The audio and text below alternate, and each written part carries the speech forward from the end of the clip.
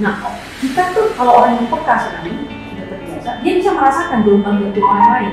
Oh. Nuansanya tuh kayak negatif atau enggak. Gelombang otak juga. Nah, manusia waktu berinteraksi itu antar gelombangnya saling mempengaruhi. Iya. Berarti masalahnya ini udah bertumpuk, Bu. Tinggal pemicunya doang ini yang sehingga dia memutuskan untuk melakukan jalan pendek itu. Apa sih faktor predisposing manusia? Predisposing itu bakat yang awalnya kerentanan manusia secara psikis jiwa.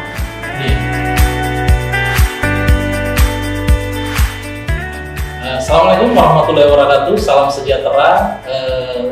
Jumpa lagi dalam podcast Persi. Hari ini kita akan membawa tema menarik yang kemarin marak nih, Bu.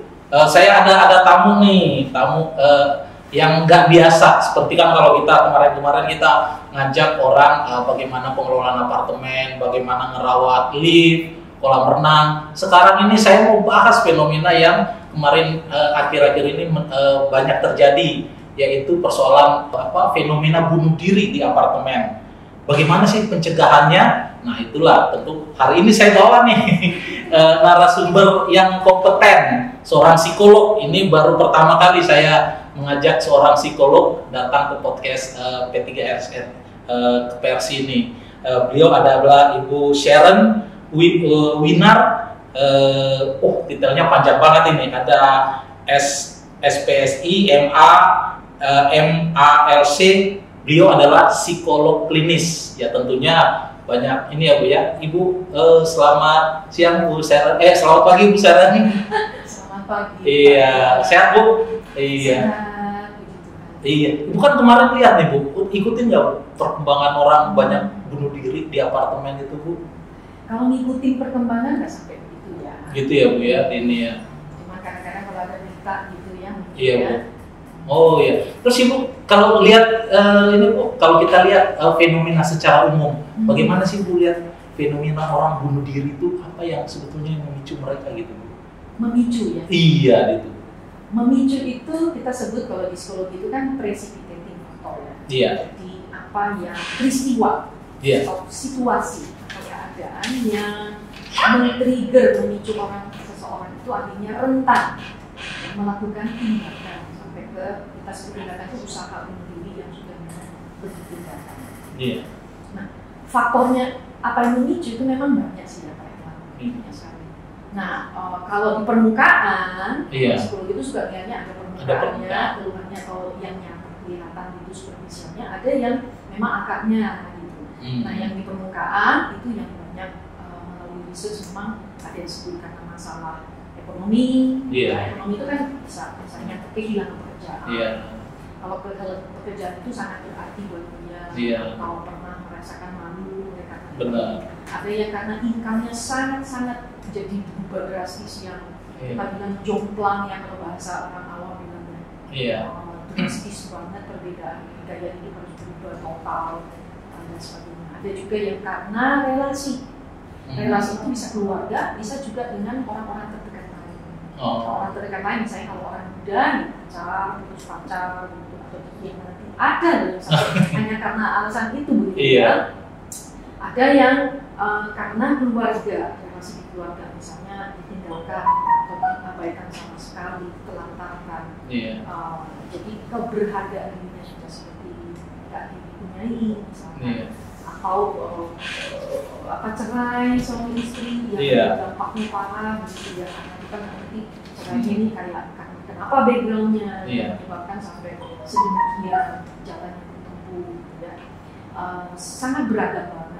Itu permukaannya Bu ya. Itu yang memang ya kalau dikelompokkan kenapa nih ada peristiwa apa sebelumnya kan pemicu. Itu kan pemicu. Nah kalau saya mau membantu nih kita nih memahami kalau di psikologi sama psikiatri itu melihatnya apa sih faktor predisposing manusia. Predisposing itu bakat yang awalnya kerentanan manusia secara psikis jiwanya. Nah, itu. Lalu ada faktor kontribusi namanya. Kontribusi itu misalnya dia selama hidupnya itu sering mengalami kesialan misalkan lah bagi dia. Ya ada loh. Anggaplah kalau kayak kartun itu kan Donald bebek sama iya. untung gitu. Iya. Donald itu kan selalu kesannya sih yang menurut Iya. saya ngambil istilah-istilah yang Iya. sepertinya biar orang awam lebih gampang ya. Iya. Nah, itu kontribusinya apa? Dia sering mengalami pekerjaan yang selalu Iya. cuman sebentar lalu dianggap tidak berprestasi lalu diberhentiin atau tidak naik gaji atau apa lalu dia frustrasi. Dia menganggap hidupnya kok kenapa ada banyak hal yang tidak berjalan dengan baik. Itu kontribusi. Lalu misalnya orang menikahnya dapat pasangannya misalkan lah problem membuat dia merasa lebih sengsara. Nah itu kontribusi juga. Nah ada yang disebut pemicu ya, precipitating tadi atau trigger. Nah pemicu itu peristiwa kecil aja pada saat momen. Berarti masalahnya ini udah bertumpuk Bu, tinggal pemicunya doang ini yang sehingga dia memutuskan untuk melakukan jalan pendek itu. Pemicu ini bisa sesuatu yang sangat mengagetkan, shocking, sebutnya, atau peristiwa yang bagi orang ada yang bilang, masa cuma begitu dia sampai begitu? Kok nggak ini banget ya, nggak worth it banget ya. Ya tapi mereka kan nggak tahu kehidupan orang ini apakah sudah mengalami banyak kontribusi hidup yang membuat dia itu merasa tidak berharga, selalu merasa dirinya tidak dicintai, tidak pernah diperhatikan orang. Nah itu banyak sekali aspek. Lalu predisposing ini juga jarang dibicarakan. Predisposing. Ya, kalau saya mau pakai sebelum metafora itu kayak gini, analogi ya. Kayak balon. Balon itu yang bikin nanti dia pecah, bisa faktor kualitas karetnya. Kualitas karet itulah yang kita sebut predisposing. Banyak aspek di sana ya. Lalu kita bilang kontribusi, misalnya balonnya terlalu sering kena panas matahari, jadi membuat efek kepada. Itu tadi masalah-masalah ya Bu ya di. Sepanjang berapa jam. Kena masalah terus. Nanti precipitating itu pemicu misalnya cuma digesek sedikit, dengan balon lain, meledak. Tiba-tiba meletus lagi ya. Atau kalau orang langsung dihina gitu ya Bu ya. Langsung meledak terus gitu. Padahal orang nggak tahu sebelum-sebelumnya ini udah banyak faktor lain. Berarti ini akumulasi ya Bu ya, akumulasi yang meledak gitu ya. Boleh disebut begitu juga sih, akumulasi sama kualitas daripada pertumbuhan diri seseorang jiwanya. Berarti kualitas diri ya Bu ya. Ininya ya. Ini saya pakai bahasa-bahasa yang agak sedikit mudah bagi kita ya. Saya coba menafsirkan dulu. Kalau saya gunakan istilah psikologi semua nanti. Saya benar-benar mewakili orang awam nih Bu. Cara bertanyanya gitu. Gitu ya. Jadi itu faktor-faktor yang untuk memicu itu ya Bu ya. Apakah memang kalau kita lihat, kalau kita bedakan ya Bu ya, mengapa banyak masyarakat perkotaan itu dibanding dengan pedesaan atau kelas menengah sama kelas bawah itu lebih banyak tingkat stresnya atau itunya lebih cepat gitu loh. Mungkin itu tadi jiwanya yang rapuh gitu loh dibanding mereka-mereka yang orang desa. Apa ada pengaruhnya gitu, terutama yang tinggal di apartemen yang tentunya gitu. Nah tentu kita ada based on research atau data ya, rural sama urban. Kita sebutnya rural itu pedesaan, urban itu perkotaan. Nah memang kesannya perkotaan ini lebih kompleks, lebih kompleks kondisi manusia, lingkungan, tuntutan jangan lupa ya, itu mempengaruhi tuntutan Pak. Misalnya tuntutan harus berprestasi, harus target, harus punya rumah, punya mobil, harus macam-macam tuh harus punya ini punya itu ya. Padahal dia bukan Doraemon, nggak bisa. Nah itu yang membuat kesannya lebih membuat banyak ketidakstabilan yang membuat rentan sebetulnya. Tapi kan data di rural juga kan kalau benar-benar diteliti ya juga mungkin banyak karena aspeknya berbeda lagi. Benar. Salah satu faktor yang saya pernah tahu itu faktor keluarga, relasi itu turut mempengaruhi banyak. Di masyarakat rural ini ya, masyarakat pedesaan ya. Jadi relasi itu kan kompleks juga, antara orang tua anak, antara suami istri, anak orang tua, mertua menantu, macam-macam gitu ya. Jadi sebetulnya kalau mau dibilang ya sama dalam tanda petik selama tiga faktor yang tadi saya sebut, itu kita bisa pahami yang terjadi. Jadi kalau di pedesaan relatif misalnya penghasilan masih baik, secara ekonomi mungkin itu masih menopang, orang tidak ada untuk berpikir sampai ke sana gitu, karena tingkat kecemasan, stres, depresinya mungkin tidak sampai setinggi di tapi kalau misalnya ekonominya juga mengalami masalah, nah itu kan juga menjadi trigger, pencetus. Bisa saja orang ada yang kalau sudah ada rentannya tadi akan apa namanya. Nah ini bunuh diri ini kan ada tingkatannya Pak. Jadi misalnya orang hanya pernah berpikir, lebih baik gue mati aja misalnya, pernah mengatakan karena itu. Nah itu kan cuma kepikir, tapi dia belum ngebayang cara. Nah, itu kalau sudah ngebayang cara, nah itu sudah ada ide-ide. Ya, nah ide itu kalau dia tidak merawat menyelesaikan dirinya akan berkembang. Kalau kita sebutnya berkembang biak gitu. Nah berkembang menjadi sebuah planning. Planning direncanakan. Ada orang sampai 1 tahun merencanakan, Pak. Gitu ya. Dalam 1 tahun merencanakan tuh tahun depan bulan berapa kurang lebih pada saat apa, momen apa. Itu yang sudah benar-benar lebih parah tuh ya. Ngambil itu ya Bu ya, tanggal cantik untuk meninggal. Mungkin kita nggak enak juga kalau bercanda gitu ya. Tapi intinya dia planning gitu. Orang yang ditinggal nanti seperti apa, supaya nggak ngalamin apa dan sebagainya gitu. Atau dia punya rencana planningnya itu kenapa mau membuat siapa yang akan merasa bersalah mungkin bisa jadi, kita nggak ngerti ya. Lalu ada nanti intensitas dari planning ini seberapa kuatnya, kecenderungan maunya. Jadi artinya tuh kalau orang itu bisa jujur kalau ditanyai, dijangkau gitu, misalnya seberapa sering muncul. Dalam 1 hari itu bisa berapa kali, wah itu sudah lebih parah lagi kan. Karena hitungannya sudah hitungan jam aja gitu.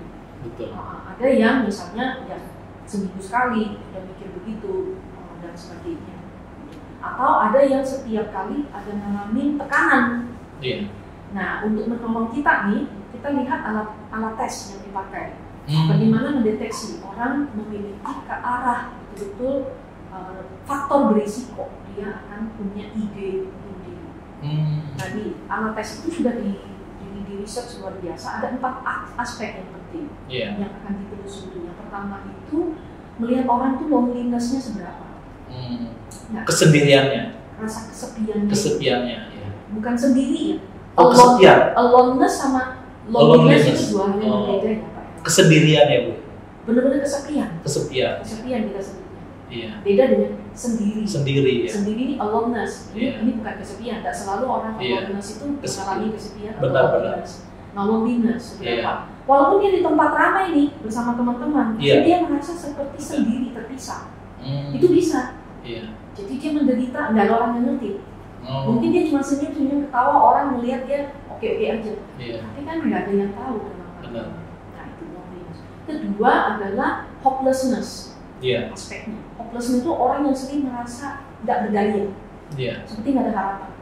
Ada sedikit masalah langsung gue bakalan begini gitu. Ya dia udah ngomongnya semua yang kayak nggak ada harapan apa gini. Nggak becus, dirinya dia selalu bikin susah, jadi beban orang lain saja, atau macam-macam. Hopelessness, gue nggak bisa berbuat itu, kenapa ini gue alamin, macam-macam. Yang ketiga aspeknya itu adalah bagaimana dia itu melihat merasa dibebani. Nah itu merasa dibebani itu kita sebut burdensomeness ya. Kalau orang yang merasa dibebani itu dia sedikit-sedikit merasa bahwa oh ya, aku ini kok selalu yang pakai kerjaan orang, atau kok semua orang kok tekan gua sih. Kok saya yang sering disalahin sih? Kok kambing hitam selalu saya sih? Gitu ya. Jadi banyak hal yang membuat dia itu merasa berat. Di sini nggak mampu, dan itu nggak mampu harus saya. Atau dia merasa saya anak yang keberapa harus saya selalu. Nah itu tingkatan berapa dia merasa seperti dibebani terus. Yang berikutnya itu aspek keempat, belongingness. Jadi kalau orang nggak merasa memiliki sebuah keluarga, merasa memiliki dengan orang lain, tempat kerjanya, merasa diperhitungkan, merasa dirinya bisa diandalkan. Belongingness-nya itu kan kalau orang merasa diandalkan, Pak, kayak Pak Erlangga. Benar. Ya, Bapak sering yang merasa dibutuhkan ya. Bapak berperan sesuatu. Nah, itu membuat Bapak punya kemampuan yang lebih kuat tersebut dalam dirinya. Nggak akan mengalami yang namanya krisis belongingness. Jadi orang kalau apa-apa selalu merasa tidak berguna. Marginalize itu loh, kayak dipinggirkan. Kayak nggak diperhitungkan, nggak pernah mau dilihat, dikenal orang, dimengerti orang. Maka dia nggak akan merasa seperti ada belongingness tadi. Nah, ini 4 faktor ini yang diukur, Pak, sebagai faktor-faktor berisiko kalau dia buruk.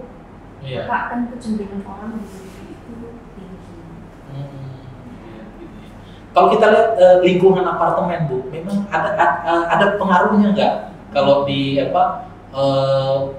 kalau kita menyebut itu faktor pemicunya nanti kalau ini kan beda nih, Bu, kalau kita tinggal di pedesaan atau di rumah biasa itu kan lebih ikatan kekerabatannya mungkin lebih kuat ya dibanding dengan apartemen yang kita bilang gua individualistik gitu, Bu. Nah, apa ada perbedaan gitu membuat orang kecenderungan cepat stres, cepat merasa yang tadi Bu bilang kesepian atau apa gitu dan lain-lain. Nah, kalau disebut cepat stres atau enggak, stres itu kan memang dilihatnya sebagai eksternal faktor yang bisa menekan, sebetulnya menekan nih. Nah, kalau bicara apartemen nih, lingkungan apakah menekan? Petik. Kenapa? Misalnya kita bilang, udah jelas orang memilih apartemen, dia tahu kan, saya nggak bisa punya lahan, lahan itu ruang. Benar. Ruang itu yang gede, kemampuan membeli, atau dia memang memilih ukuran berapa yang dia mau, terbatas. Nah, mungkin orang hanya memikirkan gaya hidup yang praktis, itu pertama kalau apartemen. Tapi bisa saja orang-orang yang tadi saya bilang self-nya, dirinya itu, jiwanya itu nggak berkembang dengan baik atau tidak memiliki kekuatan yang kualitas yang baik, dia kemudian hidup di apartemen, lalu ada kontribusi faktor yang cukup selama hidupnya itu sudah menekan, membuat dia gampang depresi misalkan, atau gampang cemas yang berlebihan, khususnya depresi ya. Maka begitu ada krisis-krisis tertentu itu bisa menambah. Tapi kalau dibilang bahwa penyebabnya dia tinggal di apartemen lalu itu membuat dia akhirnya bunuh diri, tentu tidak sekedar itu kita lihatnya, karena sudah ada faktor yang tadi saya sebut yang macam-macam yang memang sudah ada pada diri orang ini, sehingga dia kemudian akhirnya melakukan itu. Jadi bukan karena dia tinggal di apartemen ya, Bu ya, karena memang mungkin banyak faktor yang mempengaruhi itu semua. Namun kalau orang yang berkualitas yang tadi saya sebut tidak mempunyai komunitas relasi lagi di apartemen, maka dia semakin mengisolasi dirinya sebenarnya. Isolasi diri ini makin membuat misalnya tingkatan depresi tidak akan menjadi lebih baik tentunya. Kalau dia tidak menutup diri ya, Bu ya? Menutup diri. Termasuk misalnya nggak pernah connect sama orang lain, telepon ataukah video call lain gitu ya. Nggak ada interaksi sama sekali, maka itu menambah ini ya, untuk kecenderungan itu makin kuat untuk melakukan itu ya, merencanakan sampai melakukannya gitu. Nah, kalau misalnya orang itu contoh nih Pak ya, ada orang tertentu waktu mengalami depresi, tapi ketika ada orang lain yang pernah menjangkau dia aja dengan memberi perhatian, itu sudah memberi kesejukan buat dia. Yang mungkin orang lain nggak sadar, tapi itu bisa sedikit membuat dia melihat kenapa ya ada orang itu kok sama saya perhatian, kok baik, tulus ya gitu, atau itu menolong dia, itu bisa terjadi juga Pak. Kita sebut sampai dia akhirnya nggak jadi, misalnya, itu bisa terjadi Pak. Kalau kita lihat mengenai cara, Bu, misalnya kalau di apartemen itu kecenderungan lompat dari ini ya, Bu ya.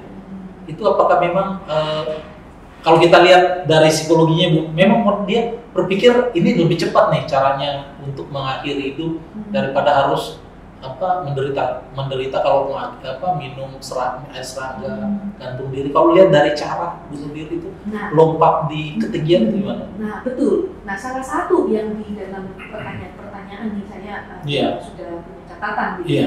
Jadi biasanya itu kalau ada pertanyaan-pertanyaan termasuk salah satu faktor dilihat cara. Kalau orang itu sudah sampai tingkatan pernah mempunyai membayangkan ide, membayangkan cara dia bunuh diri, maka biasanya pertanyaan, sampai terbayang pakai cara apa?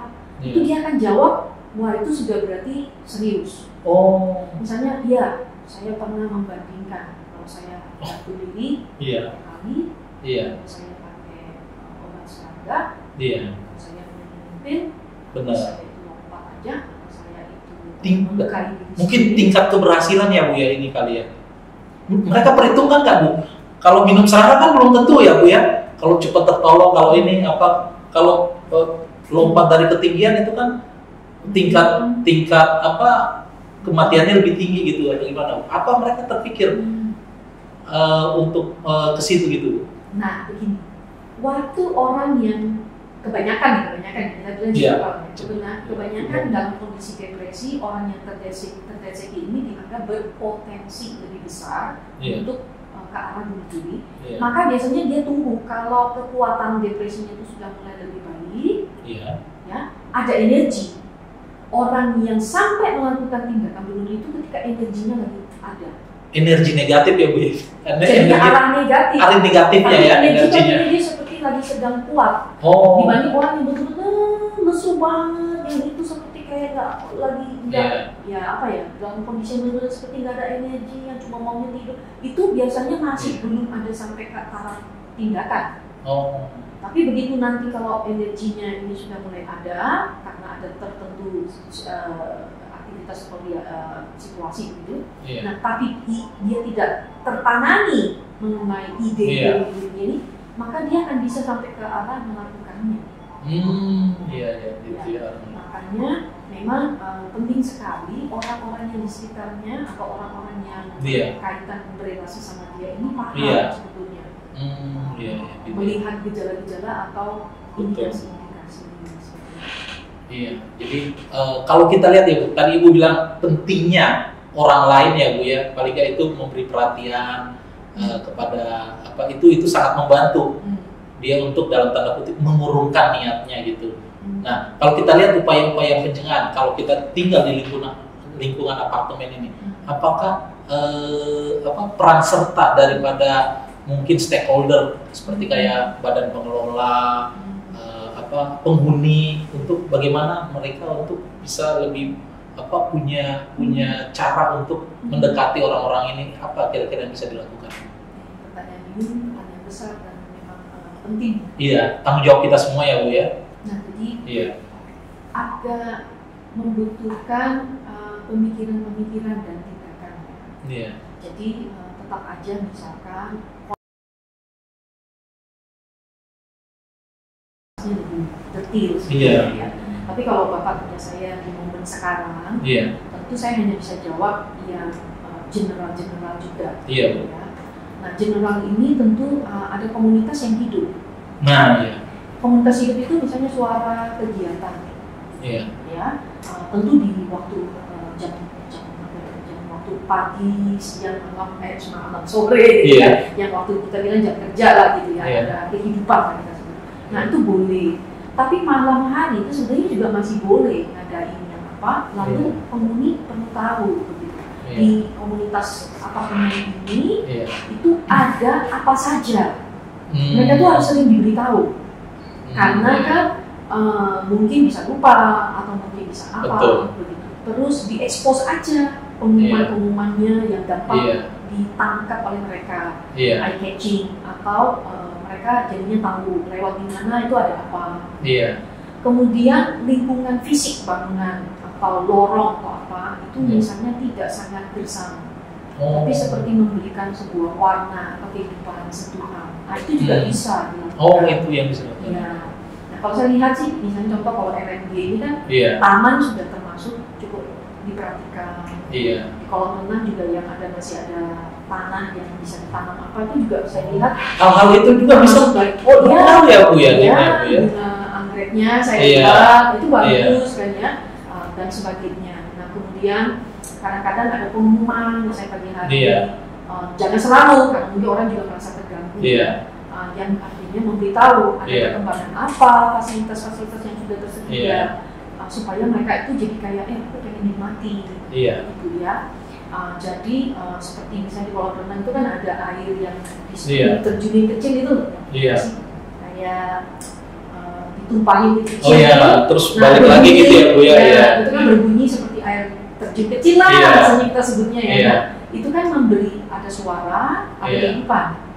Kemudian itu membuat orang juga merasa bahwa aku ada dengar apa, di bawah ada senang misalkan atau apa. Nah, kehidupan itu akan membuat orang akan melihat bahwa kamu tuh nggak sendiri, kamu tuh nggak sendiri. Kalau misalnya dia nengok ke bawah dari atas, maka dia akan melihat itu orang kok senang ya, kok bisa menikmati ya. Jadi itu akan menceritakan sesuatu kepada dia. Nah, kemudian kalau misalnya ada olahraga yang apa, nah silakan teruskan begitu, sehingga pengumumannya atau apanya itu bisa diberikan. Nah, sekarang yang jadi masalahnya selama masa pandemi ya Pak Erwan. Selama masa pandemi, apa yang bisa dilakukan? Karena social distance itu terasa banget. Benar. Ya kan, mau kumpul di mana?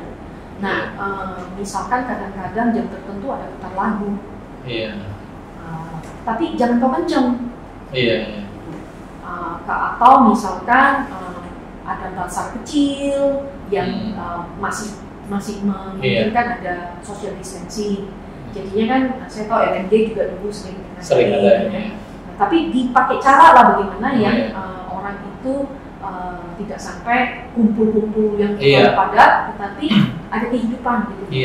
Misalnya seperti itu. Intinya harus ada interaksi ya Bu ya. Ada jangkauan Pak. Jangkauan Reaching out namanya Pak.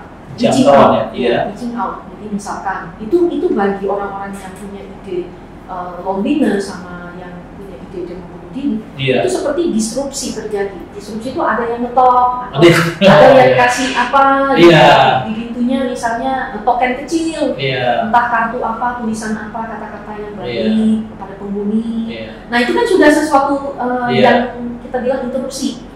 Interupsi yang dimana ada reaching out. Kalau bagi orang normal itu mungkin biasa aja gitu ya. Tanda kutip biasa aja apa sih? Tapi kalau orang yang pas yang kita berikan itu orang yang sedang dalam ada rencana gitu kan, yang lagi stres tingkat tinggi, itu sangat berarti ya Bu ya. Sangat berarti. Nah sekarang misalnya contoh nih ya, kan pasti pengelola punya catatan yang menyewa. Nah, setiap orang yang menyewa baru itu diberitahu. Jadi ada sebuah protokol yang tahu misalkan bagi orang-orang yang baru hadir, baru datang, jadi warga, itu kan disebut warga juga walaupun dia benar, maka biasanya pengelola sekali-sekali akan datang, misalnya ketok pintu, jangan kaget dengan merasa apa, kita misalnya cuma ngasih apa. Nah itu kan interupsi sebetulnya, tapi interupsi yang bersifat positif. Betul. Nah itu kan seperti ini merasa dijangkau. Kalau kita lihat data juga kan sebagian ya Bu ya, itu yang pelaku bunuh diri di apartemen itu adalah penyewa gitu Bu. Kebanyakan. Itu kalau kita ada sebagian datanya ya Bu, ada itu, penyewa. Itu Pak. Mereka yang itu tuh. Jadi mereka yang ada bawa masalah di situ dia yang tidak diketahui orang lain. Nah kalau mungkin kan penghuni lama bagi pengelola udah tahu. Udah kenal. Apalagi udah lama kan udah rutin, udah biasa. Dan mereka sering berinteraksi, jadi pengelola juga bisa istilahnya lebih dekat. Kalau kalau tiba-tiba penyewa itu kan kadang-kadang mereka nggak merasa ini ya Bu ya, merasa bagian dari apartemen itu ya. Nah bagian itu belongingness Pak. Belongingness, Itu penting. Kalau orang sudah merasa ada belongingness itu sehat. Itu sehat. Itu agak tidak memungkinkan orang sampai ke arah sana. Tadi 4 faktor itu Pak dipegang. Jadi bagaimana menginterupsi orang yang apa tadi Bu 4 faktor? Belongingness, kesepian, loneliness. Loneliness tadi kesepian loneliness, memiliki atau menjadi bagian kemudian hopelessness, merasa berdaya tidak ada harapan, sama burdensomeness. Ini terlalu banyak dibebani. Berarti ini harus yang dikikis ya Bu ya oleh ini kalau kita membantu mereka. Benar. 4 aspek ini yang kita perhatikan. Jangan sampai ini besar pada seseorang itu akan kalau tidak besar berarti lebih sehat.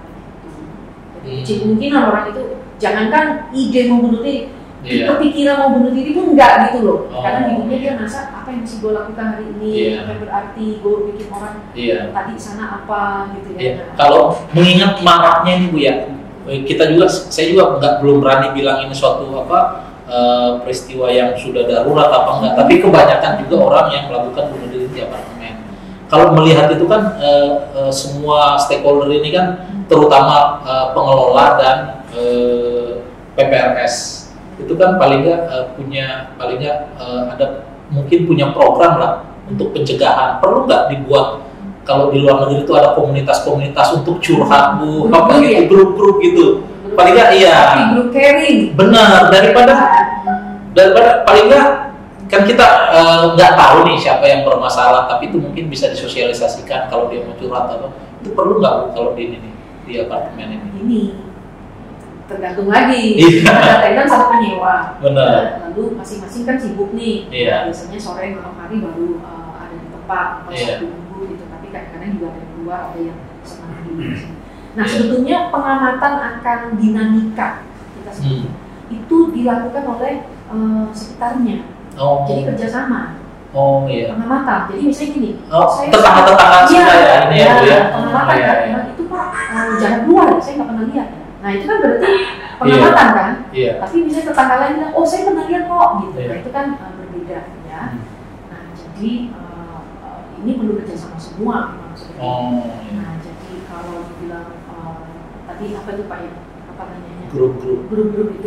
Nah grup mungkin dimulai dulu dari yang tenan-tenan Pak. Nah, karena pasti penyewa saya ragu.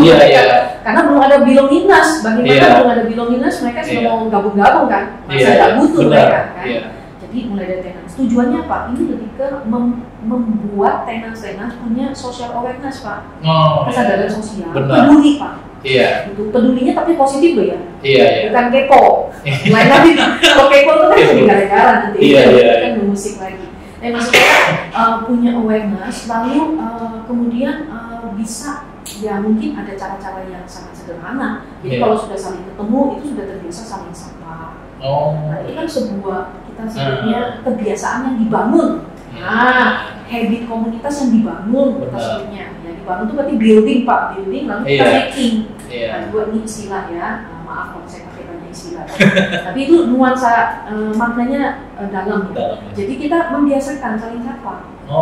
Nah nanti tenants yang bukan tenants penyewa kan kalau dia merasakan melihat ini di sini ada gini ya misalnya. Jadi dia akan ikut Pak, bawa nuansa itu ada. Nah, saya sebut nuansanya. Nuansa itu atmosfernya. Atmosfer bagaimana lingkungan itu dan orang-orangnya ada di situ seperti apa berinteraksinya, saling kita sebut berinteraksi berrelasinya. Nah itu ada nuansa hidupnya. Kalau nuansa itu kan mirip Pak, kita kalau ke kafe kan kita carinya kafe yang nuansanya enak kan, kita kan suasananya enak nih gitu ya. Nah, sini aja deh gitu ya. Yang sana kok bersamnya, nah mereka senang suasana. Jadi sama Pak. Suasana itu juga bukan hanya bersifat fisik, bangunan dan lingkungan, tembok dan sebagainya, tapi juga orang-orang yang ada di dalamnya memberikan nuansa apa. Itu. Nah, jadi kalau misalnya di RMG nih, saya tahu nih nuansa yang dibangun sudah ada Pak. Misalnya security itu kalau apa, ada yang nyapa, sambil ini, housekeeping juga. Nah itu sudah bagus. Jadi tidak peduli itu siapapun, pokoknya yang berada di dalam lingkungan RMG, takut dengan penyewa, mereka kan pokoknya itu sudah menjadi habit budaya kita bilangnya lah, membangun budaya apa antar orang-orang dan lingkungannya. Berarti intinya membangun budaya itu ya Bu ya, untuk itu paling nggak jadi orang nyaman di situ, paling nggak sehingga kalau dia nyaman itu mudah orang penghuni yang atau penyewa yang punya masalah itu bisa terbuka gitu ya, kita harapkan gitu, bisa terbuka, bisa ada saluran dia berkomunikasi gitu ya Bu ya di ini ya. Saluran berkomunikasi sama gimana ya? Ini sebuah istilah yang mungkin agak mungkin juga dikenal kayak aura gitu ya. Manusia itu kan punya energi. Kita hanya diam tapi dekat dengan orang yang energinya kuat, itu bisa berefek. Bisa dirasakan. Dibanding kita dengan orang yang kesannya tuh energinya negatif. Maaf saya mungkin karena udah terbiasa jadi menyebutkan ini, tapi ini sesuatu yang agak baru itu atau ini, tapi itu ada Pak. Ada. Jadi seseorang itu bisa tertransfer gitu loh ibaratnya kekuatannya oleh orang lain. Tanpa kita sadari, kan kita nggak lihat dengan mata Pak. Ada aura gitu. Di udara itu gelombang apa yang sedang terjadi yang dipunyai satu orang yang bisa efek ke orang lain. Saya menjelaskannya terlalu banyak ya Pak. Tapi karena Bapak nanya komunitas, kelompok, bagaimana cara-cara yang perlu dibangun begitu, maka saya larinya menyebutnya sampai ke sini karena banyak yang tidak terlalu familiar. Jadi misalnya manusia itu punya gelombang otak sama punya gelombang jantung Pak. Nah kita tuh kalau orang yang peka sekali sudah terbiasa, dia bisa merasakan gelombang jantung orang lain. Nuansanya itu kayak negatif atau enggak gitu. Gelombang otak juga. Nah, manusia waktu berinteraksi itu antar gelombangnya ini saling mempengaruhi. Iya. Nah, jadi tapi kalau diteliti gelombang jantung manusia itu lebih kuat dari gelombang otak. Jadi kalau seseorang itu denyutnya teratur baik, itu jantung kan denyutnya ada yang teratur ada yang enggak kan. Nah, orang cemas kan enggak teratur. Agak cepat gitu ya, terus nanti apa gitu. Nah, kalau orang yang lebih kelihatannya mature begitu, dia akan itunya juga detaknya termasuk kuat dan teratur. Dan itu gelombangnya bisa mempengaruhi, menenangkan orang yang tidak teratur. Dan mempengaruhi gelombang otak orang itu. Karena di otak itu banyak zat kimiawi di saraf-saraf. Dan itu kecemasan yang berlebihan di mana, zat kimiawinya membesar di mana, itu akan mengakibatkan orang yang gampang gelisah. Kalau depresi itu menjadikan orang itu zat kimiawi apa yang menjadi lebih besar akan membuat orang itu lebih itu tadi gampang langsung merasa nggak ada gunanya, kompresi semakin tinggi, kalau loneliness semakin lebih membuat dia menderita, painful ya. Nah, karena painful lah membuat orang akhirnya memilih jalan mengakhiri hidup. Sebetulnya itu Pak, dia nggak sanggup menanggung painfulnya dia. Itu yang berisiko. Oke Bu, yang terakhir mungkin Ibu mungkin bisa usulkan untuk kalau di apartemen ini sebaiknya apa yang dilakukan pengelola PPRS dan penghuni itu untuk paling nggak membuat kehidupan apartemen ini lebih ramah dan mungkin bisa mencegah orang melakukan tindak-tindakan yang tidak diinginkan itu Bu. Nah ini pertanyaan besar karena banyak tadi banyak pihak jadi banyak pihak semuanya harus saling kerjasama kuat, ada teamwork jadi security, housekeeping, kemudian pengelola, mungkin ada PPRS, P3SRS. Ya itulah singkatannya berapa banyak. Nah bagaimana nih membuat sebuah kegiatan atau cara-cara membangun budaya tadi. Ini kan harus dipikirin bareng dan dimulai dari orang-orang yang terdekat. Jadi kalau apartemen itu kan per lantai. Benar. Per lantai. Karena kan kita nggak bisa akses lantai yang berbeda kan. Nah, kekuatan ada, kelemahannya ada. Ya kan saya nggak bisa jangkau yang lantai yang berbeda dari saya nggak punya aksesnya. Akses saya nggak bisa sambung ke sana. Berarti saya nggak bisa menjangkau ke sana. Yang bisa jangkau siapa? Yang satu koridornya pertanyaannya itu satu lantai bisa menjangkau siapa aja. Nah itulah yang punya akses lebih banyak. Nah kemudian ruang publik diakses semua orang. Nah bagaimana menggiring orang untuk ke ruang publik? Nah dengan social distance bagaimana mengaturnya? Nah, itu semua harus ada pemikirannya sebenarnya Pak. Tapi melibatkan semua sih. Melibatkan semua. Nah intinya perasaan aman dan perasaan nyaman orang-orang yang ada di sana itu akan membuat atmosfernya itu menjadi lebih sehat. Tapi secara umum Ibu melihatnya gimana kehidupan di apartemen? Apakah mungkin Ibu di sini cukup nyaman ya? Tapi kalau lihat Ibu mungkin ada teman atau apa, memang udah umumnya Indonesia di apartemen di Indonesia udah nyaman nggak Bu untuk lingkungannya gitu? Saya nggak pernah survei terlalu banyak. Gitu. Ya. Sejauh ini kan kita sama-sama Bapak mungkin jauh lebih tahu nih Pak Herman bukan saya nih. apa namanya, ada apartemen yang disebut high end lah,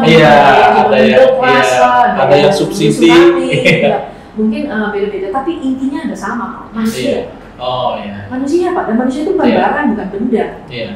Nah, karena manusia, kita hidupkan budaya bahwa keberartian, keberhargaan manusianya Pak. Benar.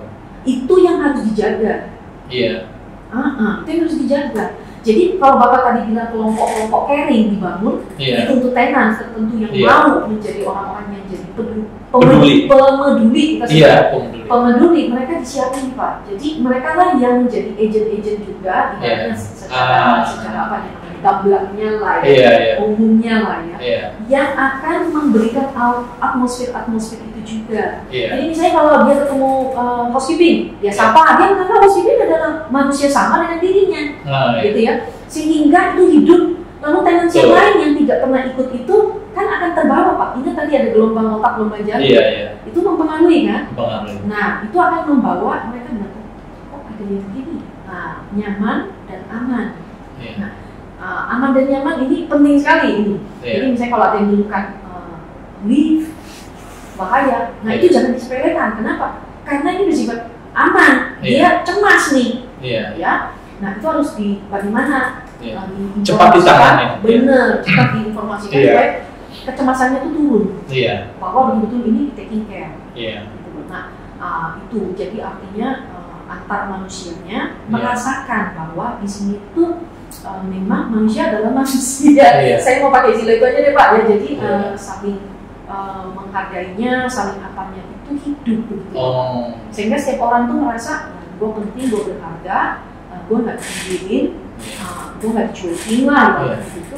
Maka itu yang menjadikan orang itu lebih merasa punya dorongan untuk memang berinteraksi dan keinginan hidupnya yang lebih baik. Bisa mencegah atau paling enggak mengurangi niat dia ke arah situ ya Bu ya. Nah, apalagi Bapak tadi sudah sebut dewa nih kebanyakan apa yang perlu dilakukan. Oke Bu, menarik pembicaraan kita hari ini. Mudah-mudahan bisa memberi masukan terutama bagi semua pihak, terutama penghuni apartemen, pengelola, PPRS, bagaimana mencegah. Karena kalau kita lihat pengelolaan di apartemen itu namanya building management, tapi sebetulnya bukan hanya building ya Bu ya. Yang dikelola itu kan manusia. Paling utama. Karena yang bunuh diri kan bukan manusia. Iya benar Bu. Jadi manusianya ini yang perlu makanya itu tadi salah satu masalah yang kita hadapi selain itu adalah tingkat stres ya Pak. Mungkin kita beri masukan kepada pengelola bisa membuat bagaimana ada upaya pencegahan ini, mungkin seperti tadi yang sudah dijabarkan secara baik dengan dari Ibu Sharon gitu. Terima kasih Bu, semoga pembicaraan kita memberi manfaat kepada semua orang. Terima kasih banyak. Iya Bu. Iya. Terima kasih. Sampai jumpa lagi di podcast kita berikutnya. Mudah-mudahan pembicaraan kali kita hari ini, perbincangan saya dengan Ibu Sharon cukup membawa manfaat. Sekian, terima kasih. Assalamualaikum warahmatullahi wabarakatuh.